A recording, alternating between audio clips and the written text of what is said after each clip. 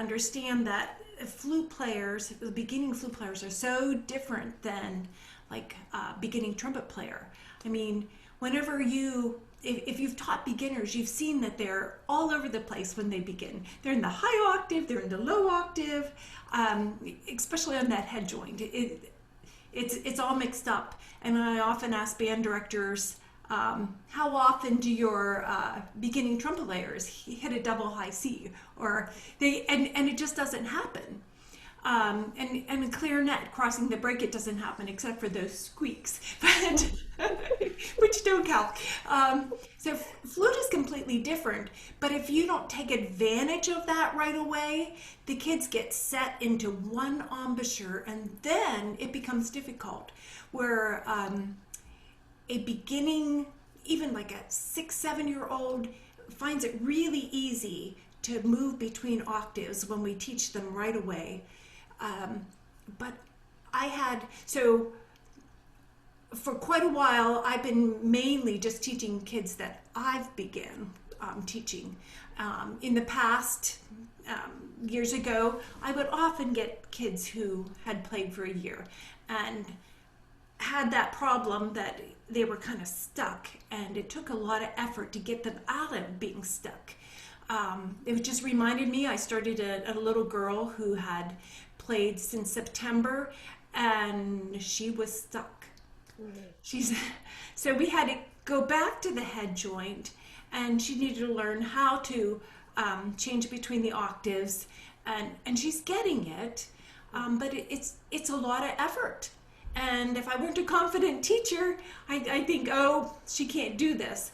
Whereas beginners, it's the easiest thing in the world, especially when we give them really fun exercises to do, like our new Kookaburra piece in Flute Zoo, that all the kids love it. I've never had a kid not do it, and they're playing all over the place just because they're making funny, fun sounds. That's great. So what I'm hearing is that you want to lay out a great foundation for the young flute student right off from the get-go. And I'm also hearing that it could be detrimental for their growth as a flutist if you don't give them the right exercises to further their progress. So what is the downside of not implementing multiple octaves within their practice routine in the early stages?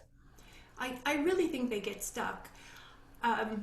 Whenever band directors hear my young ensembles, in fact, the kids were playing at PMEA. This is obviously not this last year, but I had a band director say, I closed my eyes, and he said, I thought that sounded great, for the Penn State Flute Choir. It was amazing, but I looked up, and there's these 9, 10, 11-year-old kids playing, and the reason they could play in tune is because they had that flexibility to do that. So not only are we teaching them to listen to that, but if you can hear that it's out of tune and you don't have the flexibility to change that, then it's not going to happen.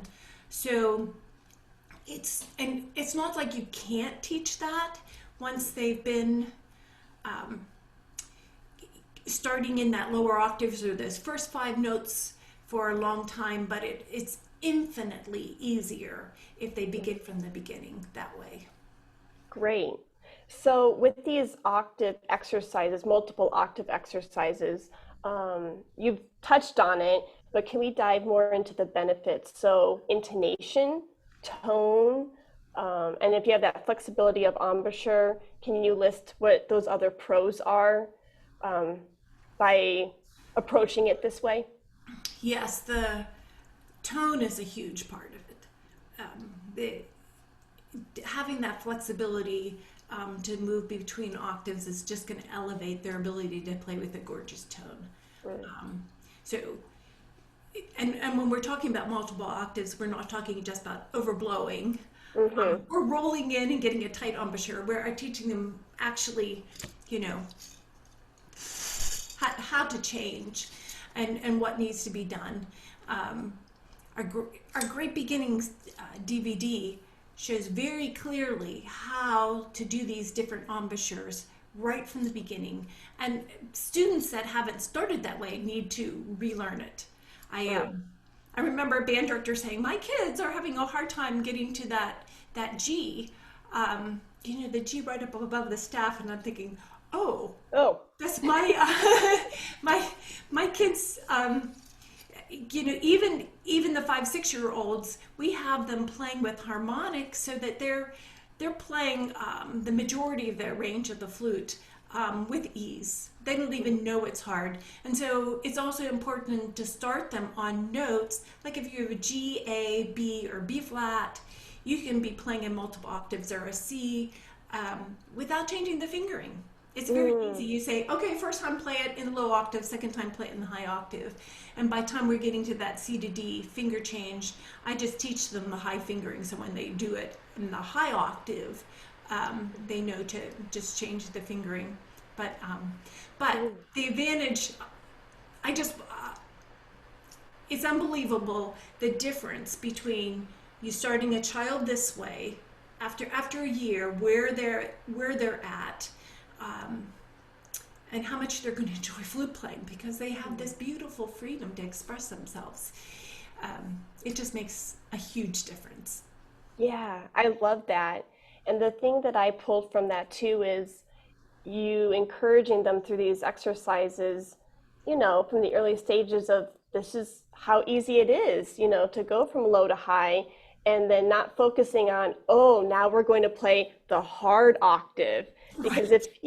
if you get that in their mindset, then as they see those ledger lines older in life, as the repertoire gets harder, they really force and push.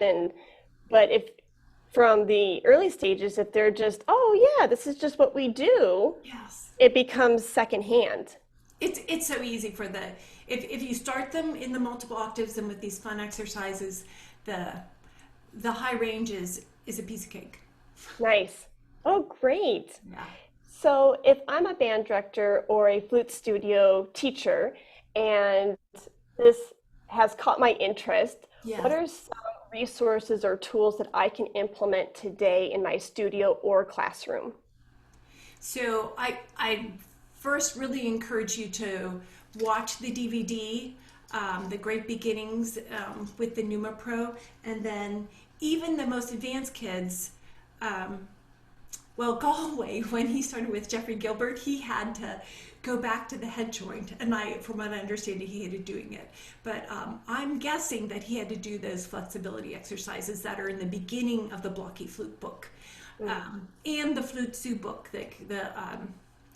The Flute Zoo book has great accompaniment tracks to it that make it super fun. So they're imitating different bird sounds, and the kids love the kookaburra one. And it's also that one you can have the background playing, and even if you're online, and everybody can be playing at once because it's kind of like a big bird symphony. Yeah, my students in my studio, since I use the Blocky Flute books, they really do light up. Their little faces and their eyes just get so enthralled with the exercises. And so it is a lot of fun for them and for me to participate and to use those exercises. Yeah. So once they can do on the head joint, then they can play the Mary Had a Little Lamb we have. And there's two different versions of it. But so here, they don't, they're just moving two fingers. So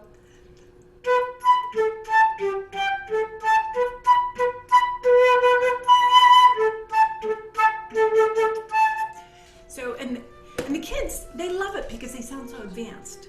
They think, Mm, wow, that sounds really cool. Like mm. I've been playing a long time. So of course they begin slower when they're doing that. But again, we're only moving two fingers, so we're really concentrating on the embouchure. And I've yet to have a student who has not been able to play that and has not loved playing it.